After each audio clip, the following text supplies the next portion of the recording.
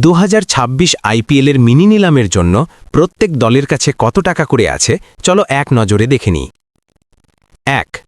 Royal Challenger বেঙ্গালুরুর কাছে mini নিলামের জন্য 16,40,00,000 টাকা আছে। 2. চেন্নাই সুপার কিংসের কাছে মিনি নিলামের জন্য 43,40,00,000 টাকা আছে। 3.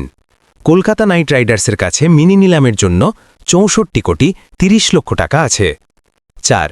গুজরাট টাইটান্সের কাছে মিনি নিলামের জন্য 12,90,00,000 টাকা আছে। 5. মুম্বাই ইন্ডিয়ান্সের কাছে মিনি নিলামের জন্য 2,75,00,000 টাকা আছে। 6. পাঞ্জাব কিংসের কাছে মিনি নিলামের জন্য 11,50,00,000 টাকা আছে। 7. সানরাইজার্স হায়দ্রাবাদের কাছে মিনি নিলামের জন্য 25,50,00,000 টাকা আছে। 8.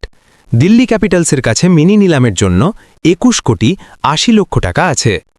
9. রাজস্থান রয়্যালসের কাছে মিনি নিলামের জন্য 16,05,00,000 টাকা আছে। 10. লখনৌ সুপার জায়ান্টসের কাছে মিনি নিলামের জন্য 22,95,00,000 টাকা আছে।